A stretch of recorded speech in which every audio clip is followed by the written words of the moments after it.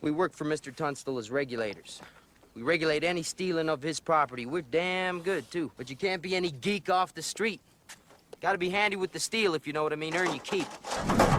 Regulators! Mount up! It was a clear invite, a clear tight move. CEOs on the call, trying to improve.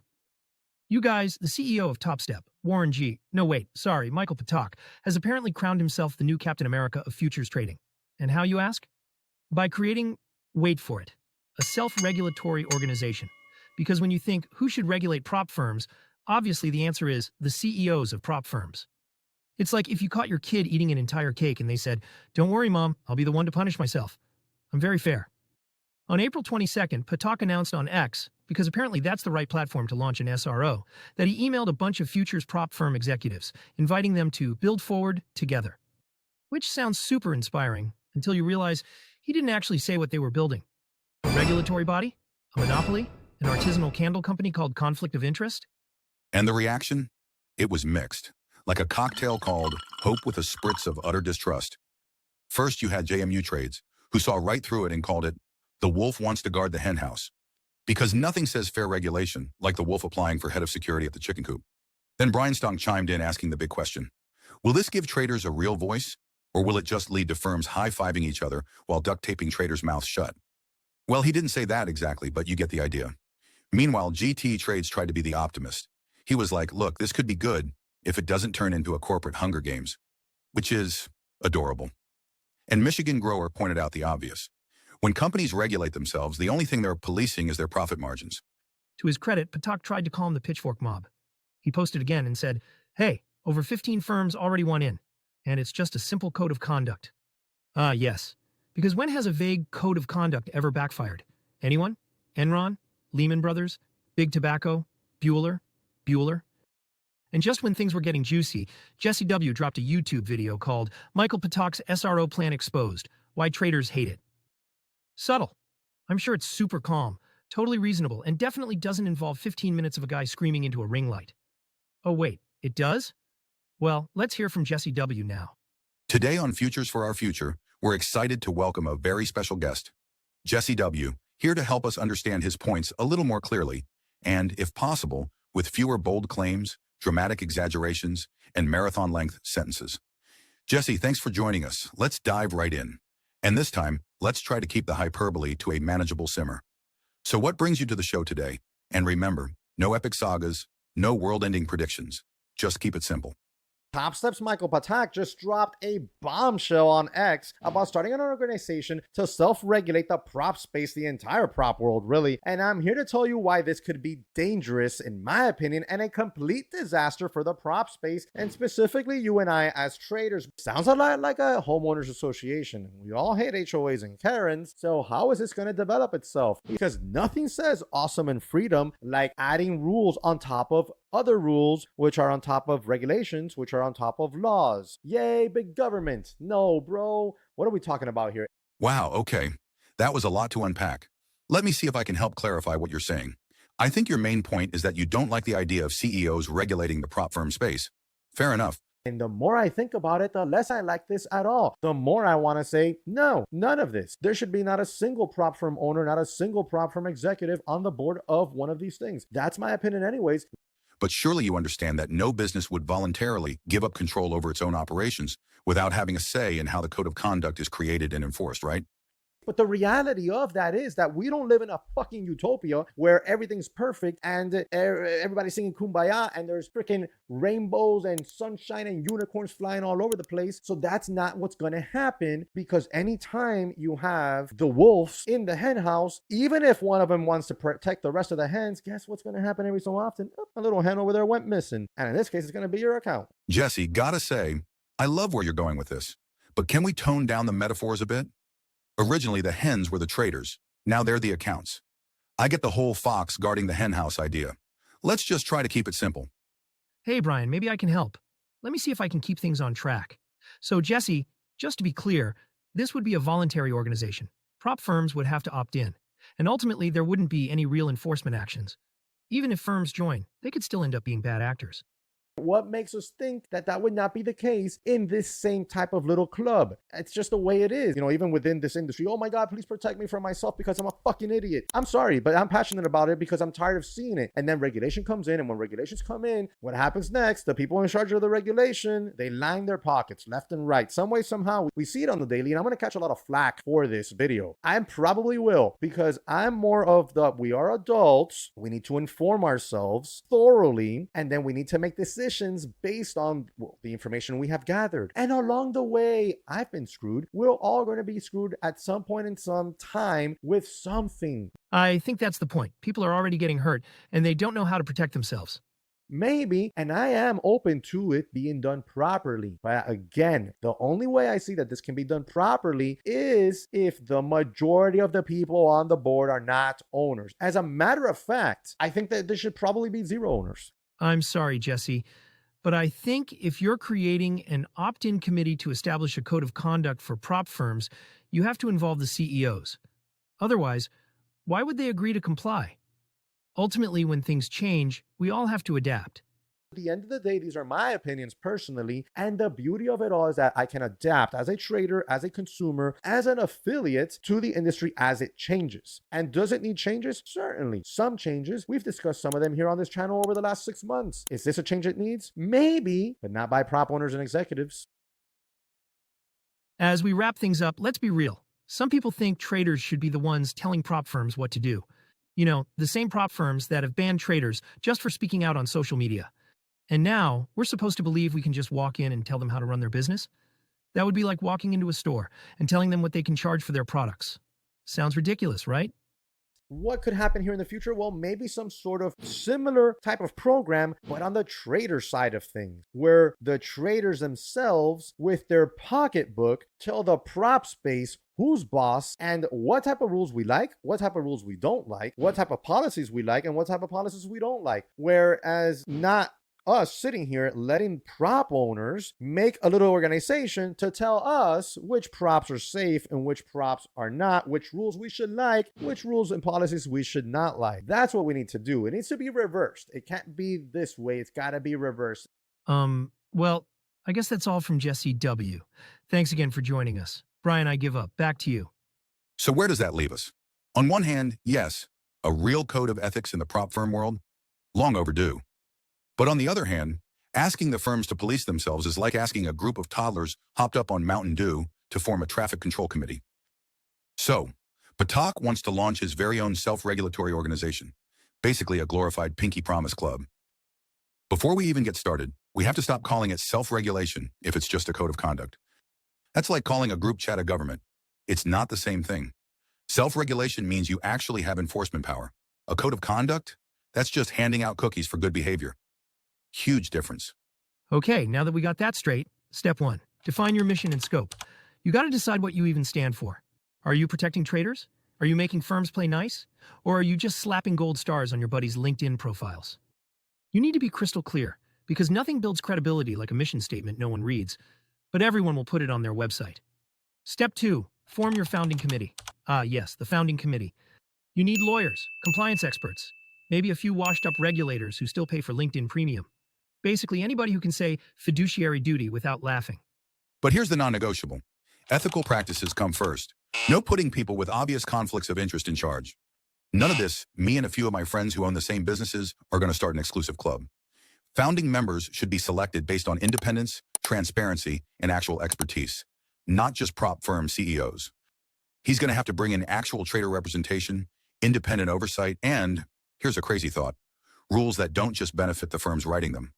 Otherwise, this SRO is going to stand for seriously rigged organization, and no amount of email invites is going to fix that. And look, on paper, self-regulation sounds responsible. It sounds mature. It sounds like something your HR department pretends to do right before a harassment lawsuit. But in reality, it's a little sketchy, especially when you realize no one knows what this SRO would actually do. Even more terrifying, there's been zero mention of how they'd handle customer privacy. Yeah, customer privacy. You know, the tiny detail where your name, your trades, and your entire financial life could get handed off to a buddy firm like it's a bag of hot wings. Because if there's one thing traders love more than blowing accounts, it's having their personal data leaked across 5 different shady startups. Nothing bad ever happens when unregulated companies share private data, right?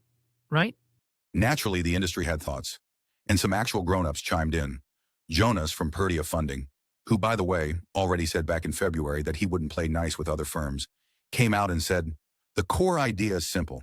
It should be built by the traders for the traders, not by the firms for the traders, which in reality often means for the benefit of the firms. This model would increase trust, reward firms that are truly fair, and prevent any one player from steering the direction or rules to their advantage. Ideally, this should be led by respected and critical voices in the industry, someone experienced, sharp, and willing to question what needs to be questioned. Let's focus on transparency and trust, not control. Then we have Patrick Wieland, God bless him, who basically called it what it is, a prop firm cartel. He straight up said he's cutting ties with any firm that joins this SRO. And he warned that this whole thing smells like an illegal privacy violation, and worse, like an antitrust lawsuit waiting to happen. Because nothing says we love our customers like secretly plotting ways to screw them together as a team. Patrick also suggested that Topstep might be, how do we put this politely, financially bleeding out and trying to shore up the walls before they collapse. And honestly, if you're forming a secret club to control the industry, you might not be as fine as your ex-post claim. And then, Kane jumps in, and he drops what might be the most important take of the week. Why the hell are we regulating the evaluation process when the assets, futures contracts, are already regulated? Maybe, and hear me out, maybe, we should focus on actually scaling good traders instead of inventing new ways to make the journey harder. Honestly, thank you, Kane. Finally, a guy in finance who's not allergic to common sense. Because here's the truth. Traders don't need more hoops. They don't need a Hunger Games obstacle course just to get a payout. They need fair, transparent firms that respect privacy, not some shadowy gentleman's agreement about who gets your trading data. And you might be thinking, here we go again. Chicken Little saying the sky is falling. Well, let me help you connect a few dots. Do you remember when Topstep launched their brand new shiny platform called Project X? Do you remember Michael Patak proudly announcing that Topstep was so dedicated to risk management, they built a cross-firm trader surveillance network? Let me say that again, slowly. A cross-platform surveillance network. No, you don't remember that, because it didn't happen. That's right. If you're trading at two firms, they'll tattle on you like a hall monitor who just found a vape pen. Because nothing says ethical trading environment like secretly ratting out your customers to your competitors. And if you're still thinking, maybe it's all just a coincidence, let's take a look at this X post from storyteller Mithy. Project X and Topstep are definitely tied at the hip. Former COO of Topstep went to head up Project X. So, in conclusion, self-regulation could be a good idea if it focuses on firm behavior, like honesty, transparency, and not turning into a Bond villain organization. But if it's being started by the same CEOs who already launched an underground surveillance system to track trading data, that's a terrible look. We don't want prop firms trading our personal information like it's a pack of Pokemon cards. Yeah, that's going to be a hard pass from literally everyone with a pulse. Protect your data, protect your profits. And for the love of all things caffeinated, don't let the foxes build their own henhouse. Stick around, because if you thought this drama was spicy, wait till you hear about what all these new prop firms are doing to customers. On purpose. Welcome to the brand new FuturesForOurFuture.com, the ultimate home for the best prop firm deals on the planet. Right from the start, you'll see our hottest deals of the week: Tradeify, Take Profit Trader, Apex, and more. We've even launched a brand new YouTube channel packed with smart, fast, and impactful insights into trading, starting with Trade Like a Killer Robot. We break it all down for you: intraday trailing, end-of-day trailing, straight to funded programs, all your favorite categories, all in one place. Ready to get serious? Check out our top picks for serious traders, the accounts we actually use and love. Need a specific size? Small, medium, large. We make it ridiculously easy. Just click, shop, and compare. And don't miss our blog, packed with real advice, like top 5 prop firms for fast payouts in 2025. Best rules for traders. Can you really make a living with prop firms? Spoiler, we'll show you how. Want exclusive deals sent straight to your inbox? Sign up for our newsletter. No spam, no selling your info, just pure value. The moment we get it, you get it. Now, let's talk about the real game changer, our shop and compare tool. You can sort by prop firm, account size, drawdown type, whatever you need. And with our side-by-side comparison feature, you can see pricing, activation fees, consistency rules, all at a glance. Pick smarter, trade harder. And here's where FuturesForOurFuture.com really sets itself apart. our powerful comparison tools. First up, the prop firm comparison table. Sort by prop firm, account size, trail type, platform, and even what's best for your skill level, beginner, experienced, or expert. Find the right account at the right price, faster than ever. Because picking the right firm shouldn't feel like rolling the dice. And once you're funded, we've got you covered with the payout comparison table. See everything that matters: minimum payout requirements, maximum withdrawal amounts, payout speeds, profit splits, buffer rules, all laid out clearly. No surprises, no guessing. Just the facts you need to protect your profits and trade with confidence. At futuresforourfuture.com, we're not just helping you find a prop firm, we're helping you build your future. And finally, meet the team behind the madness in our About section. Get to know the voices behind the brand, our trading styles, and why we're here to build something way bigger than just laughs. We're here to bring real value to the trading community. This is futuresforourfuture.com, built by traders, fueled by the belief that trading should be smarter, more empowering, and far more rewarding. If there's anything we can do to make this site even better, we'd love to hear from you.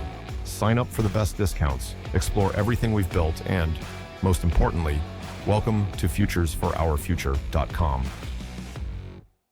All right, listen up, traders. It's time for a little heart-to-heart.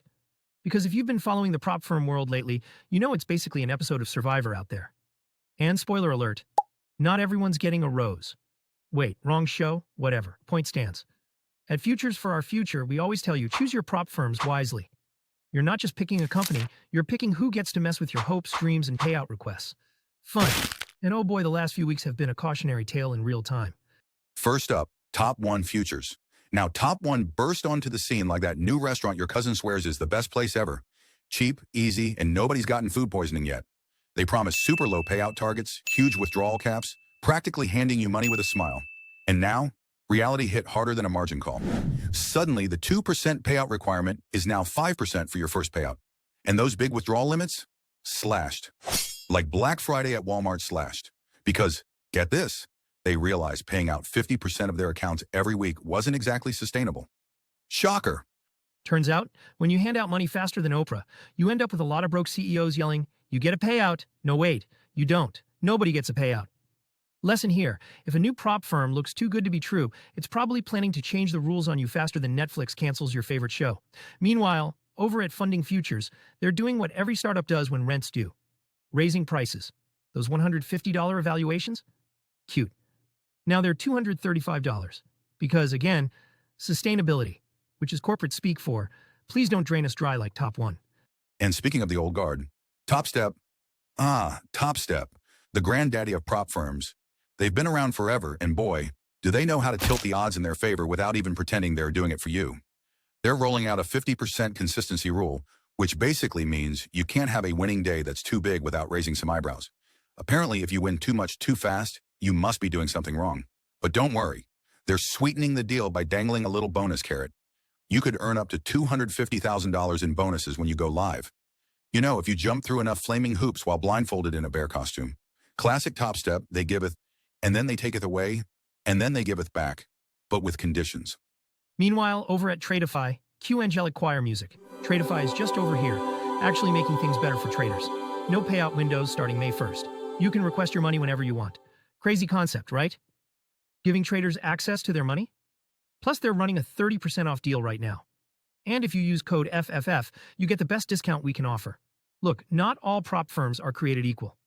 Some are built to empower traders, some are built to trap them in a maze of rules, so complicated, you need a seeing eye dog to make your first withdrawal.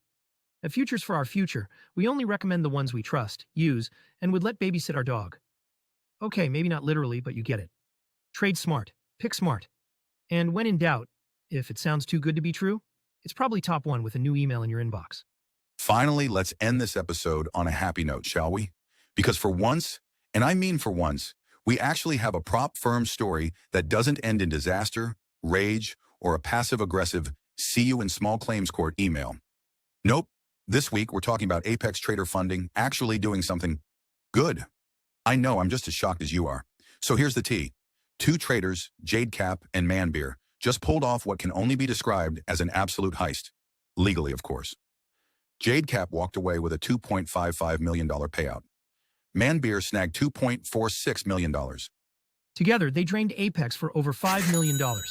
And get this, Apex paid them. Yeah, paid them. Not ghosted, not reinterpreted the rulebook after the fact. They actually wired the cash. Now, Apex, being a business and not a charity, immediately turned around and launched a 90% off flash sale faster than you can say liquidity crunch. But look, in all seriousness, it's important to give credit where it's due. Just a year ago, Apex was getting dragged all over the internet for slow payouts, vague rules, and communication that made smoke signals look high-tech. And we were right there, calling them out, loudly, with videos and memes. But today we acknowledge the progress. 2 traders, 2 giant payouts, and no funny business. Well, they did stall unnecessarily on Manbeer's payout, but eventually Apex paid up. That's a big deal, and it's a good sign. Obviously, 2 payouts don't fix everything. We're not putting on Apex Fan Club t-shirts just yet, but when firms do the right thing, especially when it costs them millions, it's only fair to say, good job, keep it up. And hey, if you want to try Apex yourself, code FFF gets you the best discount. Go get funded, and maybe, just maybe, we'll be talking about your $2 million payout next. Thanks so much for watching. If you enjoyed this episode, click here to check out another great video or explore our full playlist for more. Watch time means the world to us, so please share this with your trading buddies. And if you don't have any, just watch it again yourself. Remember, trading is tough enough. We all deserve more laughs. Thanks again, and see you next week.